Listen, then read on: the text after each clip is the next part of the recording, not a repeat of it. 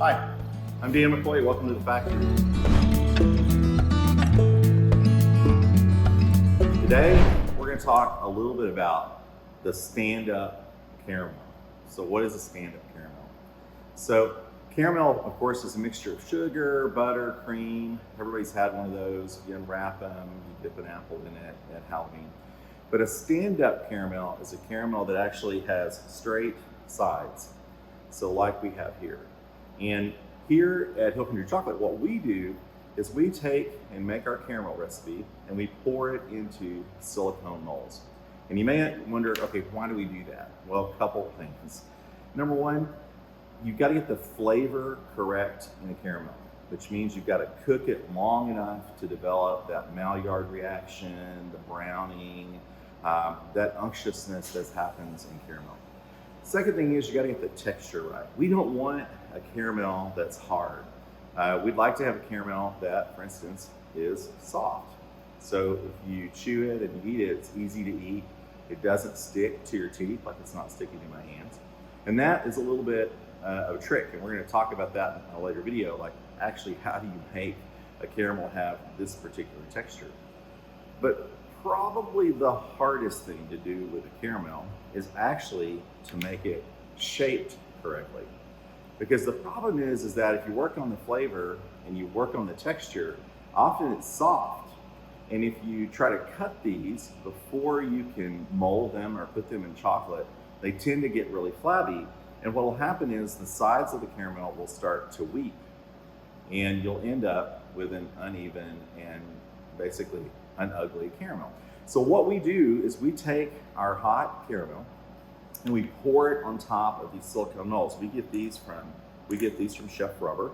And what I'm going to do is I'm going to show you exactly how this works. So we take a mold like this. These were actually made yesterday.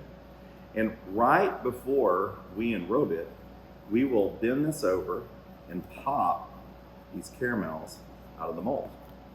And when we do that, we end up with a perfectly shaped square caramel.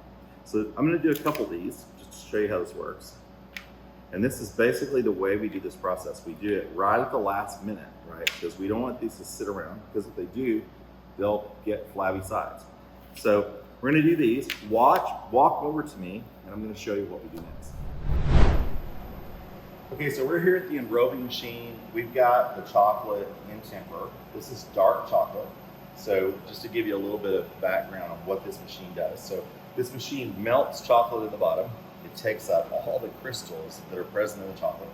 It pumps it up through the back, and using time, temperature, movement, and cooling, we cool the chocolate down so that when it comes out this nozzle, it's around 30.5, 30.6 degrees Celsius. It goes through this nozzle and it comes out here. Maybe you can move in a little closer real quick, and you can see it sort of has kind of a wall of chocolate. So a wall of chocolate, this moving belt. So what we're going to do is we're going to take these caramels that we just popped out and that are perfectly square, and we're going to put them on this belt. And so that we don't have too much chocolate on it, we're going to turn on some air so that the air will come out. And what will happen is this air will help to blow that excess chocolate off the top. We can do quite a few of these.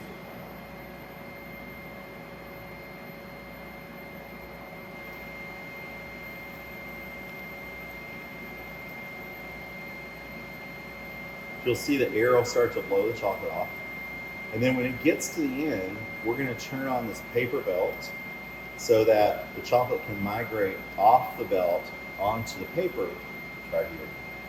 Now, the advantage of that is it allows it to be clean, and we get a really smooth bottom on the bottom of the caramel. Now, our caramels here, we like to decorate with a little sea salt. And we put the sea salt on by hand. So we get right over the top, we put just a little sea salt.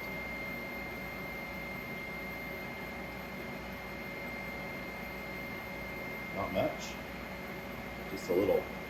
And I always get this question, why do we put salt on caramels? Well, caramels have that Maillard reaction, that same thing that you would get if you were to cook a steak, like the stuff in the bottom of the pan.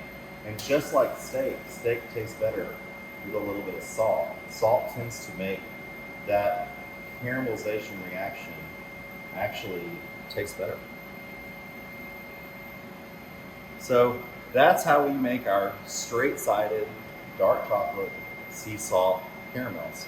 More to follow. Thanks for following us here in the factory. I'm Dean McCoy. Remember to like and subscribe to these videos. That's what tells us the information that you want to hear, and we like to share it. So thanks for joining us today.